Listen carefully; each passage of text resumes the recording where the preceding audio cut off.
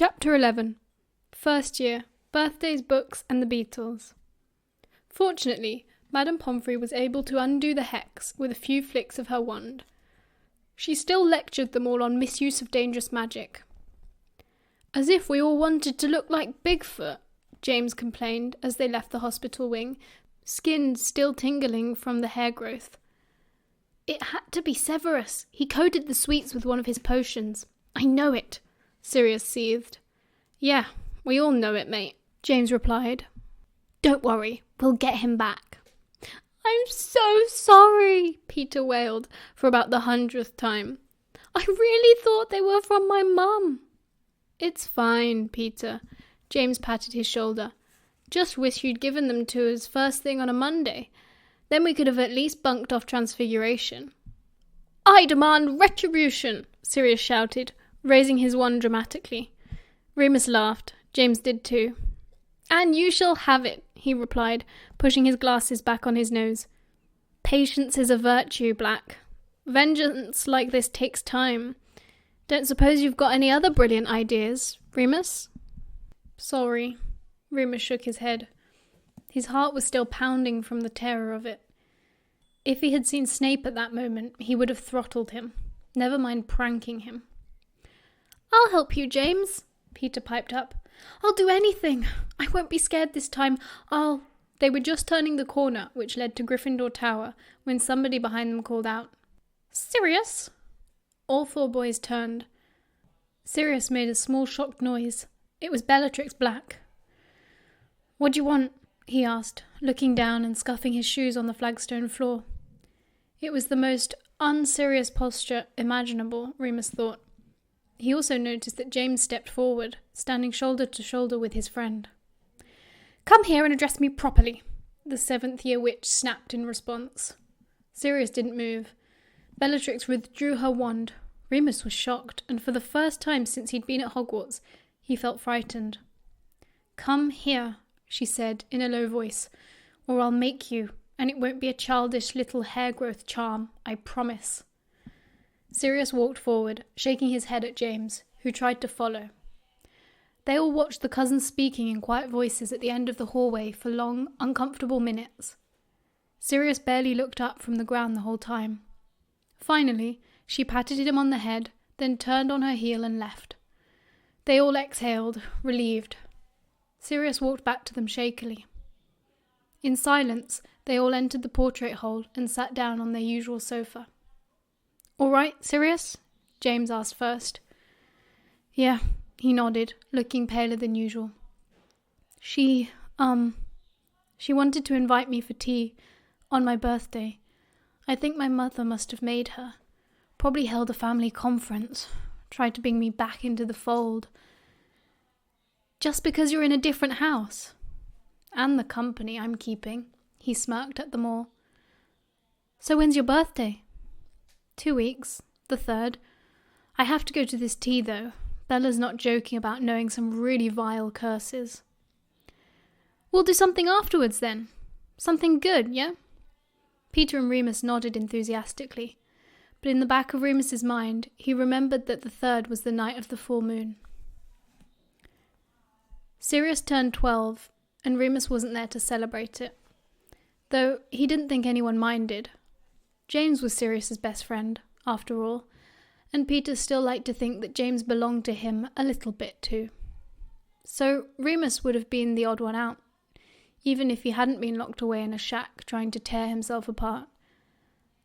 Madame Pomfrey tried him with a sleeping draught this time, before the moon rose, but it apparently had no effect. What was worse, he managed to give himself his biggest scar yet, right across his back.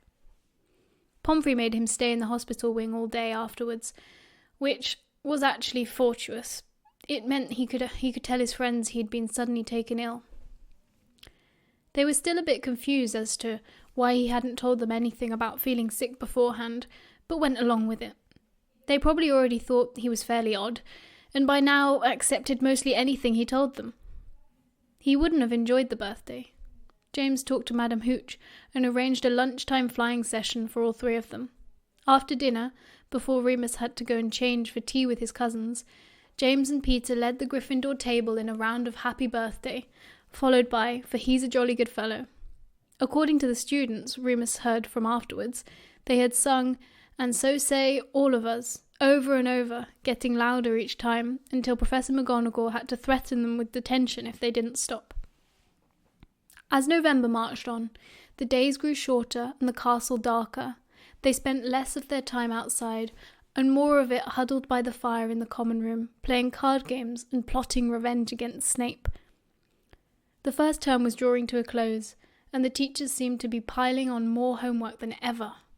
Whenever Sirius and Remus were away from Peter and James, usually when the other two were in the library, Sirius was reading to him. They finished A History of Magic in just under 2 weeks, and then alternated between A Beginner's Guide to Transfiguration and Magical Drafts and Potions for the rest of the term. When the Marauders worked on their homework as a group, he even took to reading out loud, as if to himself, claiming it helped him think. This was very much to James's annoyance, who preferred silence. Though they couldn't possibly cover the entire syllabus in such a short time, and to everyone's amazement, including his own, Remus's marks were improving at an astonishing rate. Sirius had apparently had the right idea.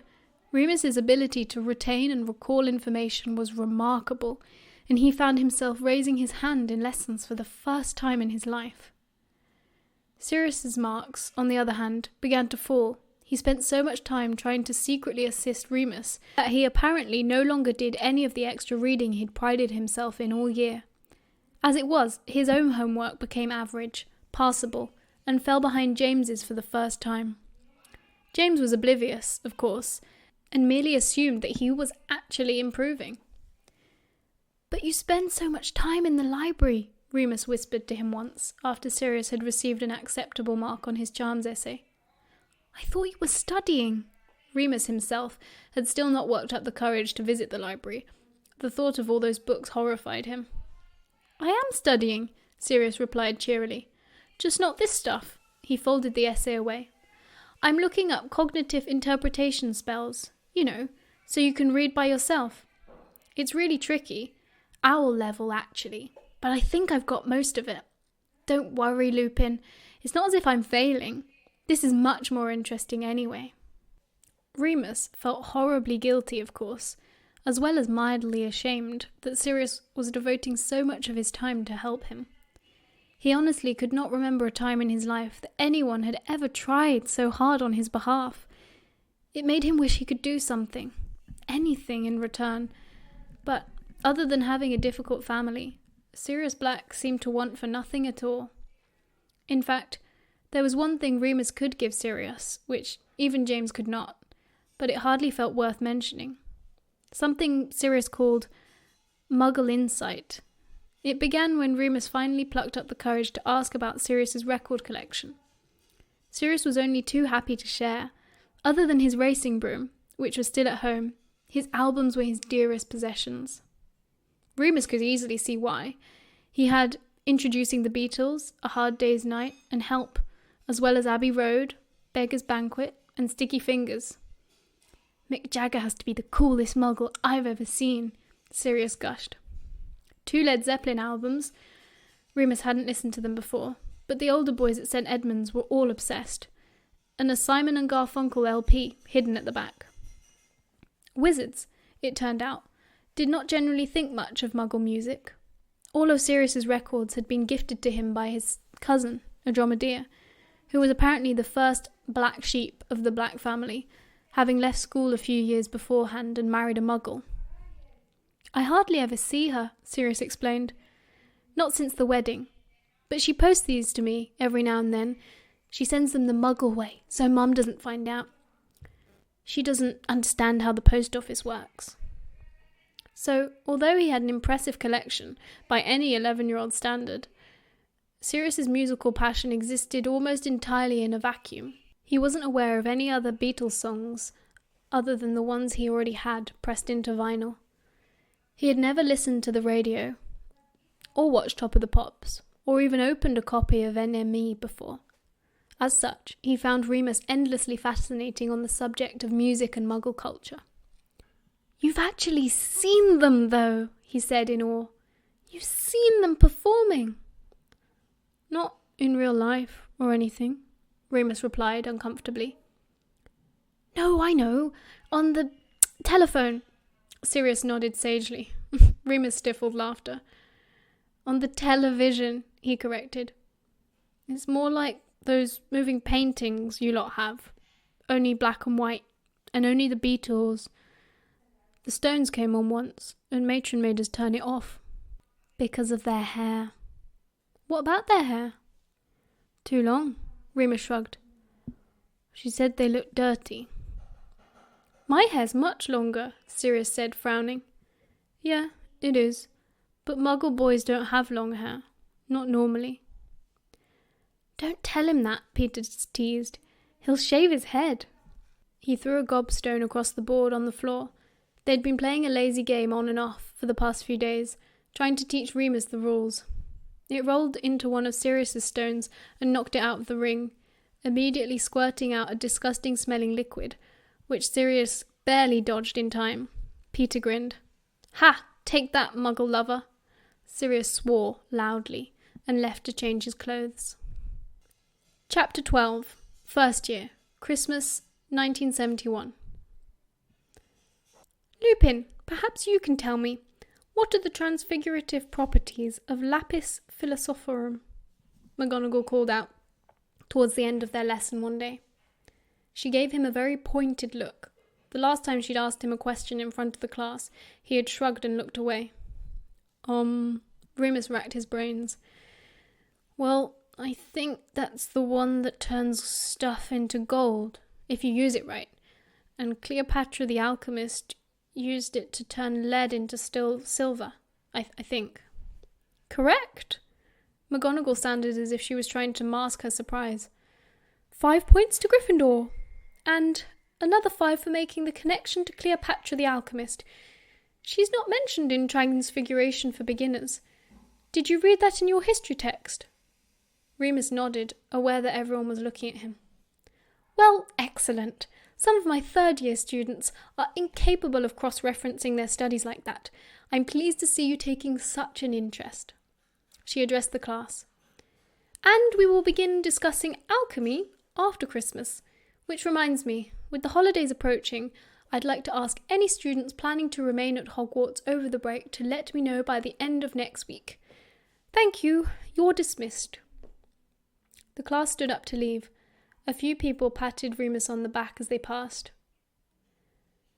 "Mr. Lupin, if you have a moment," McGonagall said, just as he was passing her desk. His stomach dropped. He'd gone 2 weeks without a detention from her. He should have known something was coming. He stood still, shoving his hands deep in his pockets, staring at his feet as the rest of the class filtered out. Finally, the classroom empty, she walked over and shut the door, right in James's face, and turned back into the room. "Well done today, Remus," McGonagall said kindly. "You've been doing really well lately." He looked up at her, startled. She laughed. "Don't look so surprised. I'm very impressed. Professor Slughorn and Professor Flitwick have said the same. I wanted a quick word with you about Christmas. I've spoken with Mrs. Orwell." "Who?" "The lady who runs St. Edmund's." "Oh, right, matron." "Quite. As you know, the full moon will occur twice in December. The 2nd, that was next week, and the 31st, New Year's Eve. Mrs. Orwell seems to be of the opinion that you would be better off remaining at Hogwarts over Christmas for this reason. I hope you aren't too disappointed." Remus shrugged. "I'm not fussed either way." Professor McGonagall nodded, very seriously. "I shall add your name to the list then. I'll see you next week, Remus." James invited Sirius and Remus to visit him over the break, knowing that neither of them were facing a particularly merry Christmas otherwise. Remus was forced to decline, even if he hadn't been incredibly shy about visiting James's home and meeting his parents.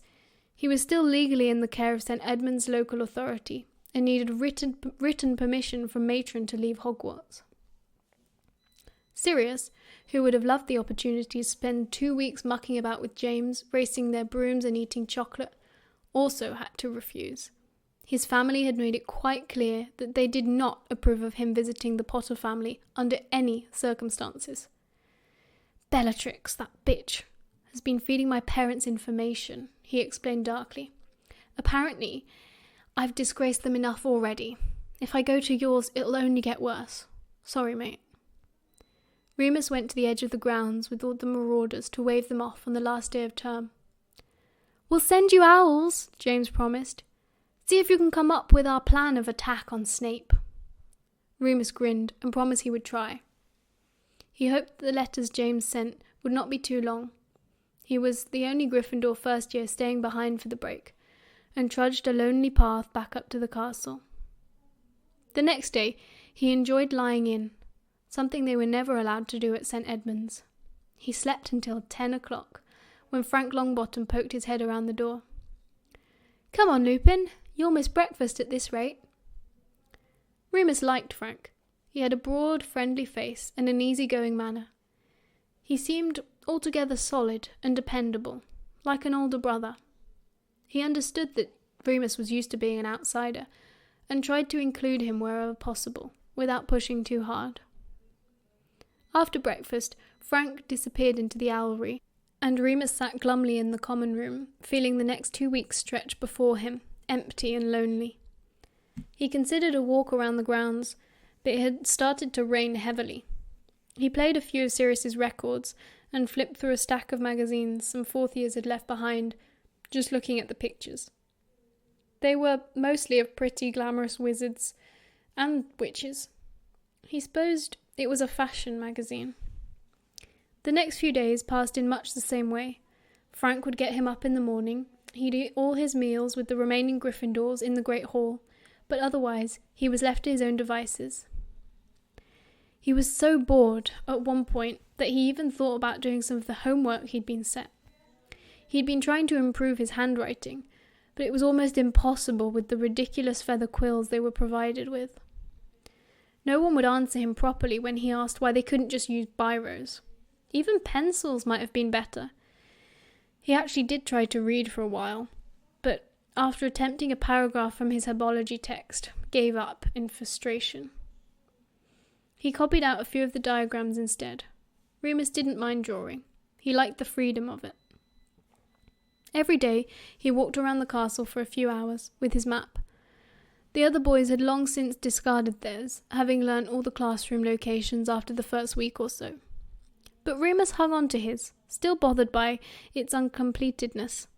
He'd begun marking it up himself, adding points of interest, hiding places, and the secret passageways he'd found.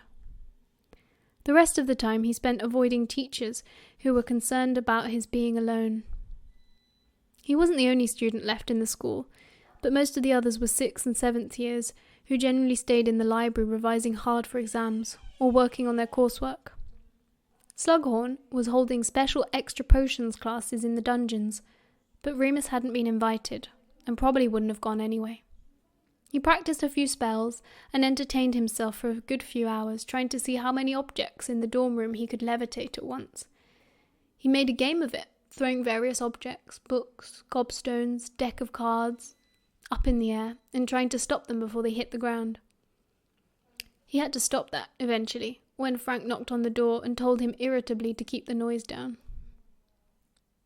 Saturday, the 24th of December, 1971. On Christmas Eve, Remus was awoken earlier than usual. It was still quite dark. Heavy rain pelted the thick glass window panes, the sound of it loud enough to echo through the empty dorm room. But that wasn't what disturbed him. The door was creaking open, and someone stepped inside. Sitting up and peering through the gloom, Remus expected to see Longbottom telling him to get up for breakfast. But it wasn't Frank.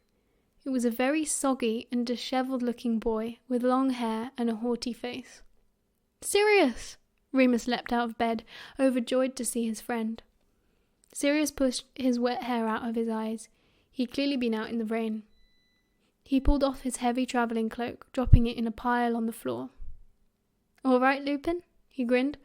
"Freezing, isn't it?" He pointed his wand at the fireplace. "Incendio." "What are you doing here?" Had enough, he said simply, pulling off his boots, which were caked in mud. Got into an argument with Dad. Then the whole family got into it. All the usual stuff. Called me a blood traitor, the shame of the family, etc., etc. He flopped down on his bed. So I left. Wow. Remus rubbed his eyes, awestruck. How did you get here? Flu powder, Sirius shrugged. To the pub in the village, then just walked. Wow, Remus repeated.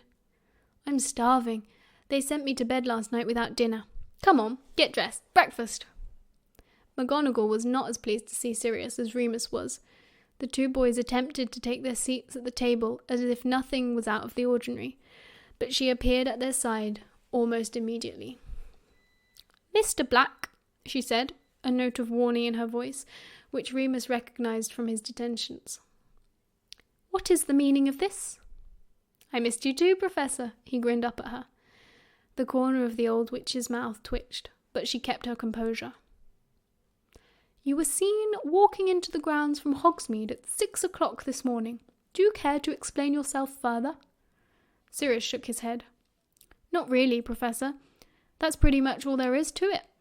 McGonagall sighed, shaking her head lightly. She had the same look of pity she usually reserved for Remus. Very well, Mr. Black. I shall have to contact your parents, of course, so that they know where you are. No need, Sirius replied, nodding at the flock of owls which had just swooped into the room. The largest of these birds, a huge stately eagle owl, dropping a thick red envelope into Sirius's plate. He looked down at it, then up at McGonagall with a wry smile. I think they know exactly where I am. He picked up the ominous envelope, and without breaking eye contact with McGonagall, ripped it open. Almost immediately, the letter began to shriek. The voice was so loud that it filled the entire hall, causing heads to turn. McGonagall winced at the ear-splitting pitch of it. It was the voice of Sirius's mother. Sirius Oran Black, it shrieked. How dare you defy your father in this manner? Remus covered his ears. Sirius remained perfectly still, looking up at McGonagall. Consorting with half-breeds and blood traitors, turning your back on the family. If your grandfather was alive, he'd have disowned you the moment you were sorted.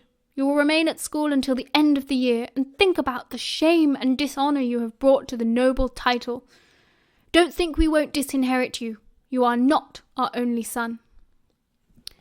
With that, the letter burst into flames, curling, shrivelling into a piece of white chalk ash. The silence that followed was deafening. Everyone was staring.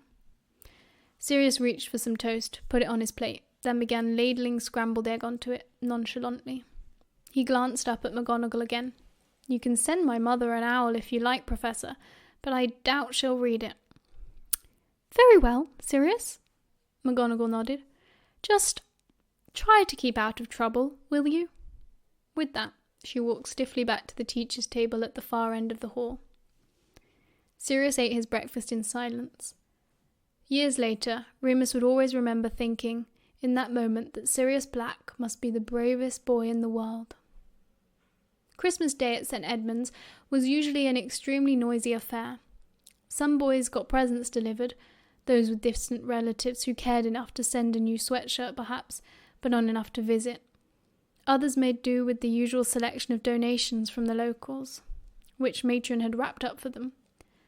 Gift-getting was quickly followed by gift-swapping, and they often passed the morning bartering and trading the meagre items they'd received.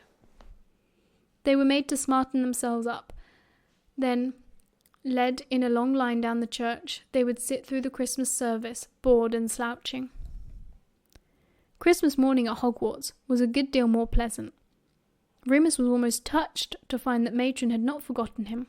The post had arrived overnight, and at the end of his bed he found a card from her, as well as a lumpy package which contained a bag of nuts, an orange, and a tin of biscuits. To his amazement, James had also sent a present, his very own set of gobstones. Peter had even sent a box of chocolate frogs. Merry Christmas, Sirius yawned, opening his own gifts. He had nothing from his parents, as far as Remus could see, but didn't mention it. James had sent him an annual of his favourite Quidditch team, the South End Scorchers, and he had a box of frogs from Peter too. "Merry Christmas," Remus returned. "I didn't get anyone any presents," he admitted guiltily. I didn't know they would." "Don't worry about it," Sirius replied, on his way to the bathroom. "No one expected you to." This troubled Remus, but he tried not to think about it. While Sirius was in the loo, another owl flew through the window and dropped a large, flat, square package on his bed. When Sirius came out and saw it, his eyes lit up and ripped it open, eagerly. "It's from a Dromadeer," he explained, pulling the record out, showing it to Remus, who hurried over excitedly. It was another Muggle album. The cover was black printed with the silhouette image of a man standing in front of a huge amplifier playing a guitar. He had long, wildly curling hair, stood with his legs apart in a power stance, outlined in gold. "Electric Warrior," the title blared. "T-Rex." "Oh, T-Rex. I think I've heard of them," Remus said, as Sirius flipped through it to read the track listing. "Stick it on," Remus encouraged, impatient. Who cared what the cover said? Sirius did, sliding out the slick black disc and setting it into his turntable. The record began to turn, and the room filled with music, a smooth sliding throb. They sat and listened entranced, stopping only to flip to the B-side. Once it was over, Sirius wordlessly turned it over and began at the beginning again. They alternated between sitting on the bed, swaying slightly to the melody, or nodding their heads as the beat quickened. They shared grins with each other at the catchiest riffs, and lay down to stare at the ceiling for the slower, dreamier tracks. Eventually, halfway through the second listen, Frank came in. "Merry Christmas, lads. Come on, breakfast." They dressed quickly and went down to the dining hall. The great hall had been decorated garishly by the teachers. Glittering ropes of tinsel in red, green, and gold sparkled from every rafter, hanging down like festive jungle vines. 12 enormous trees twinkled with lights in every colour imaginable. The baubles the size of footballs hung from every branch. After breakfast, the boys ran back upstairs to listen to the album again. "It's the coolest thing I've ever heard," Remus declared. Sirius nodded solemnly. Sirius's favourite was Jeepster. He loved the twanging chords, the aggressive thump of it. Remus liked Monolith best. It was spacey and smooth, the words both nonsensical and meaningful at the same time. It made him feel like he was floating. For the rest of the day, they played music in the common room, ate their way through chocolate frogs, nuts and biscuits, and played rowdy games of exploding snap. Meals at Hogwarts were always spectacular, and Christmas dinner was no different. By the time the night had fallen, Remus had eaten so much he thought he might never be hungry again. Though he didn't say it to Sirius, who, after all, had been forced to run away from home for the first time, if not last. It was Remus's best Christmas ever. Chapter 13. Tuesday, the 27th of December, 1971. With Boxing Day over and done with, Remus and Sirius found themselves caught in those strange nowhere days between Christmas Day and New Year's Day, as they awaited their friend's return. Sirius was keen to plan their revenge on Snape. In fact, he was no longer interested in attacking all of the Slytherins anymore, wanting to focus his energies on one single nemesis. Remus was inclined to agree. He had been too furious with Snape to think clearly about it for the past few weeks. He couldn't shake the feeling that Severus had somehow hit upon the exact hex that would cause Remus the most upset. He didn't know quite how the Slytherin boy had managed it, and it was very likely just a clever guess, but he didn't care. "We should just get James's cloak, follow him round till he's alone, then beat the shit out of him," Remus growled as they sat in the empty common room one evening. He gripped the arm of the settee as he said this, feeling the leather creak under his grasp. It was getting close to the full moon, and his temper was closer to the surface than usual. "Not now, Lupin," Sirius chastised smoothly, carrying a pile of books he'd brought from the library. You're thinking like a Muggle. If we're going to get him, we're going to get him with magic. Not more books, Remus whined, as Sirius plopped down beside him, an enormous tome in his arms. He opened it, and it was so big that the cover rested across both of their skinny legs. Yes, more books, Sirius replied breezily. You'll love them once you get to know them, I promise. Remus wasn't so sure about that. It was true, he had grown to like their secret study sessions, and had been privately amazed at the amount he had learnt. But listening to Sirius was one thing, sitting down alone and staring at a block of text was another thing altogether. Still, Sirius kept promising him that he was getting closer to a solution. So, what's this one about? Remus asked, resigned to his fate. If Sirius wanted to do something, there was very little anyone could do to stop him. You just had to hold tight until it was over. Hexes and jinxes. A lot of them are really complex, though. I mean, we're good, you, me, and James. Anyway, but I think we should stick to the basics. Simplicity is key. Okay, Remus replied dully. He still preferred the idea of a surprise beating. So, I thought we could brainstorm all the stuff we can do and see if that lends itself to any good jinxes, Sirius continued, undeterred by Remus's reluctance. So, I'm really good at transfiguration. I got the best marks, even after you started catching up. Right, Remus agreed. And James is a bit better than me at defense against the dark arts, which you'd think would be helpful when dealing with a slimy creep like Snivelus. But we haven't really learnt any good spells yet, except disarming stuff, and that's no use. He chewed the nib of his quill, considering. It wasn't a new quill, and left a dark stain on Sirius's bottom lip. Remus didn't say anything. Sirius carried on. James is good at flying too, obviously, but I don't know how that's going to be any help. Then there's Pete. Good at sneaking around and grunt work, I suppose. Remus thought that was rather unfair.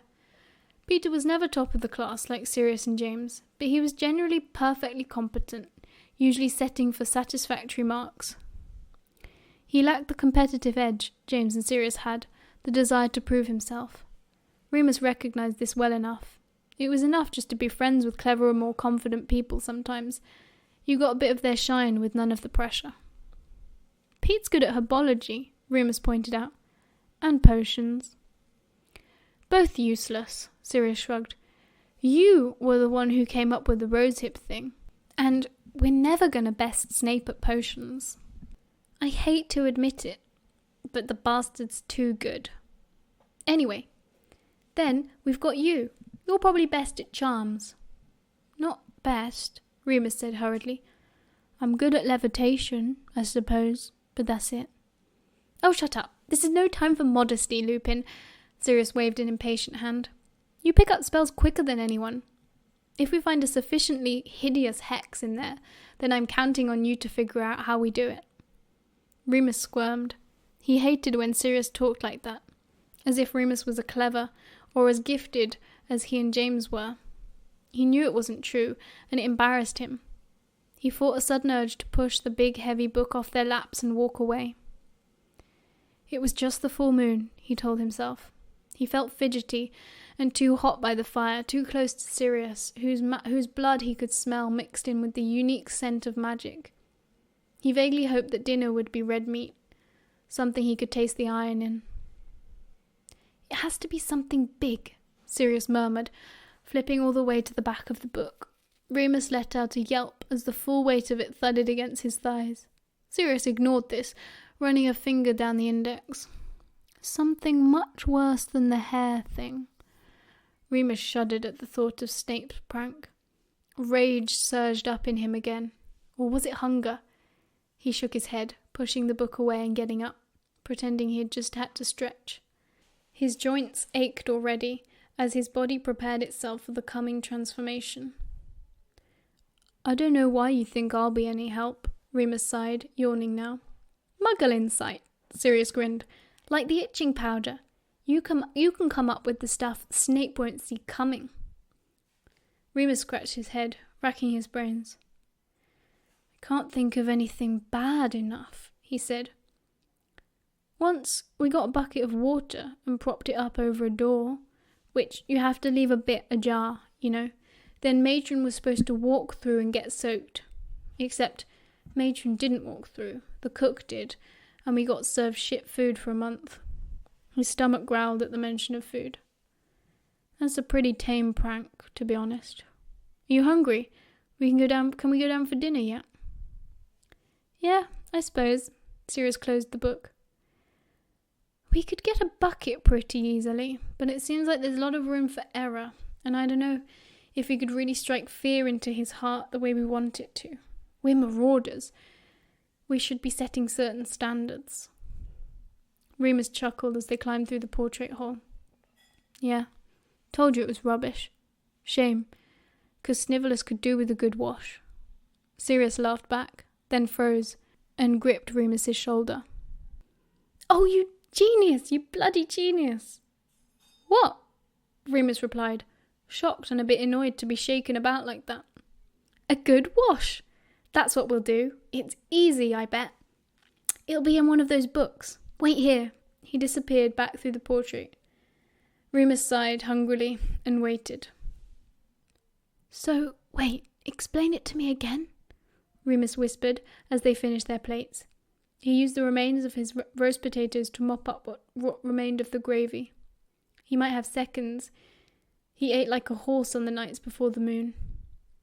It sounds complicated. It isn't, Sirius shook his head. I reckon it's easy. Weather spells are hard on a grand scale. But this only needs to be a cloud the size of this plate, he tapped the porcelain in front of him. Would it be like the ceiling? Remus asked, jerking his head up to the charmed rafters. It was raining, as it had been all Christmas, but the downpour vanished before it reached them. A bit, Sirius replied, but smaller, and without whatever charms are stopping us from getting wet. But couldn't he just step away from it? Not if we combine it with a binding spell. But we can't mix spells yet. Well, I can't. Can you? He looked up at Sirius, who was nodding vigorously. Yeah, I've been having a go at it, for your reading thing. It's actually not too hard. You just have to concentrate. That's what they say about reading, Remus sighed. We'll practice, Sirius said firmly. We'll practice loads before James and Pete get back. They'll be dead impressed. There was no time for seconds after that, so Remus had to satisfy himself with the remainder of his Christmas biscuits as Sirius looked up weather charms. Once he'd found what he wanted, they both took in turns to have a go, Sirius reading out the directions several times before they both understood them. It was the first time Remus had attempted a spell without having it demonstrated for him first. Daunting to begin with, he quickly understood how the wand movement ought to flow and twist, while Sirius was best at pronunciation. It did take a lot of concentration, and it was nearly midnight by the time either of them had produced anything at all. Finally, Remus managed to cast a small grey cloud. It poured from his wand like smoke, then hovered between them for a few moments before bursting like a bubble, leaving only a faint trace of condensation behind. Sirius grinned broadly. This is going to work! Saturday, 31st of December, 1971. It was hard to shake off Sirius on the night of the full moon. Remus even told him he was feeling sick, but the other boy wanted to accompany him to the hospital wing. Eventually, he managed to convince him that he ought to stay behind and keep practicing the rain cloud charm. We've basically got it now, though, Sirius complained. It was true, they'd both managed to produce satisfactory miniature rainstorms. The bathroom had almost flooded in the process. It was just a matter of maintaining concentration and the perfect binding aspect now. Find something else to do then, Remus snapped, halfway out the door, skin crawling, stomach growling. I'll see you tomorrow. How do you know she'll keep you overnight? Remus had escaped before having to answer any more questions. He was getting careless, he thought to himself as he knocked on McGonagall's office door. Eventually, he'd have to think of a decent excuse for all of his absences. They were sure to connect the nights he vanished to the full moon eventually. They all did astronomy together. The shack was cold, the walls damp from the relentless rain. Remus wished he'd brought his wand. He learnt to cast a good fire charm now. He supposed it would be no good if there was a blazing fire when he turned. He might burn the whole place down. The transformation came on more suddenly than usual. Ever since Madame Pomfrey had told him they would get worse, he seemed to feel it more. He still fought not to scream, worried that McGonagall or Pomfrey might hear him on their way out of the tunnel. He didn't need any more pity. Sunday, the 1st of January, 1972. The next day, Remus could barely get up after he'd changed back.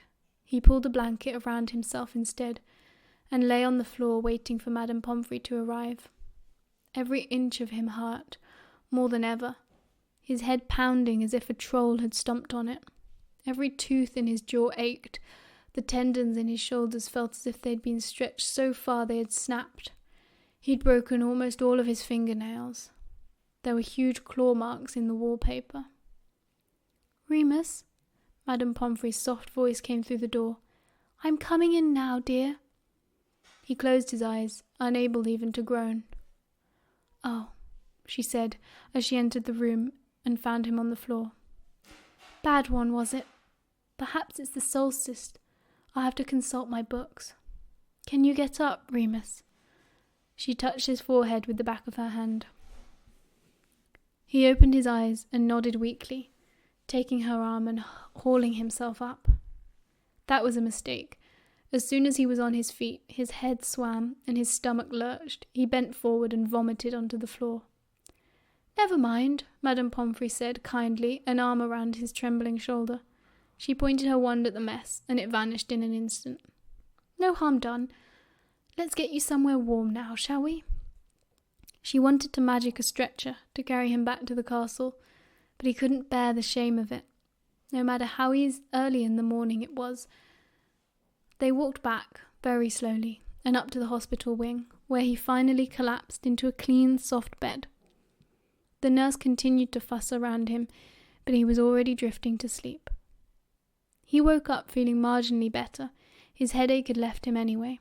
He blinked blearily, reaching for the glass of water beside him. Someone picked it up and handed it to him. He drank deeply, then set it down, looking up, expecting to see Madame Pomfrey. He jumped. "Sirius!" he rasped, his throat still sore. God, had he actually been howling? How embarrassing. "Happy New Year," Sirius said cheerily. He was sitting on the little wooden stool put there for visitors, clutching a book to his chest. "Thought I'd come looking when you weren't at breakfast. You all right?" "Fine," Remus said, sitting up hurriedly, rubbing his head. I get migraines sometimes. I'm feeling better." "Good," Sirius nodded. "Because I've got your Christmas present ready." "My what?" Remus stared at Sirius warily. His blue eyes were bright and full of mischief. "Sorry it's late," he was saying. "I had a few last-minute tweaks to make. Here." He handed over the book. It was Remus's copy of A History of Magic. What? Remus wasn't sure if he was having a very odd dream. Why was Sirius giving him his own book? "Open it." Remus did. He had hardly opened the book all year, and the pages were stiff and immaculate, except for the very first page. Below the title, Sirius had written something in his own neat cursive handwriting. Remus squinted at it, his mouth twisting with effort. He was already exhausted. He didn't have the energy for riddles. "Sirius, you know I can't—" "Put your hand on it," Sirius said eagerly, stepping forward. "Palm flat against the page. Yeah, like that. Now, give me a moment." He withdrew his wand from his pocket and placed the point lightly against Remus's temple. "Sirius, what are you doing?" Remus was alarmed. He'd never had a wand pointed at him before, and he'd seen Sirius blow up bigger things than his head. "Trust me." Sirius shushed him. A look of concentration came over his face. He took a deep breath. Remus squeezed his eyes shut, preparing for the worst. At least he was already in the hospital wing. Lectincula magna, Sirius said forcefully. Remus felt an odd jolt, as if he'd missed the last step on a staircase. It hadn't hurt exactly, and at least his head was still attached. He opened his eyes and looked at Sirius. What was that? Look at the book, Sirius pointed, practically dancing on the spot with excitement. Tell me what it says. Remus sighed and looked down at the book in his lap. It was exactly the same, a blank white page with Sirius's slightly slanted, thick black handwriting. He stared at it, not sure what he was supposed to be doing. Read it, Sirius prompted. Remus looked down and looked at the first word. Happy, a voice said inside his head. Remus blinked in shock. He'd never heard the voice before, though it sounded like him. It was almost like the Sorting Hat, only more familiar, less invasive. He looked again. Happy Christmas, it read. Now you can do your own bloody homework, from your fellow marauder and friend, Sirius Black. Remus laughed. He looked at Sirius, then back at the page. He split the book open to a middle page, looking at the words printed there. During the late 16th century, Cornelius Agrippa made his greatest advancements in the field of natural magic. Oh my God, Remus explained. He flipped a page again and read more. The voice continued confidently. He could read. Oh my God. It worked then? Sirius asked, beaming. Sirius, this is you. I can't. How? Oh no, Sirius chuckled. Don't tell me I've messed up your brain so much you can't even form a coherent sentence. Thank you, was all Remus could say. He could feel his eyes stinging with tears and immediately rubbed them hard with his fists. Sirius looked away politely. It's okay, he replied. Now you can help me research our next big prank. We haven't even got the first one off the ground yet, Remus replied, sniffing hard, pulling himself together. You have to show me how you did this. It must be really advanced magic. Sort of, Sirius shrugged. I got the idea after Mother's howler, actually. I thought if you can get a letter to scream at someone, then you can get a book to read to someone. Keeping the voice inside your head was the hardest part. I couldn't tell if it was working on me or if I was just reading normally. Works on any book, though, I think. Not sure about other stuff yet, like potion labels or signs, but we can keep working on it. Remus couldn't stop staring at the book, reading random lines and grinning to himself. He didn't think he'd ever been so happy in his life.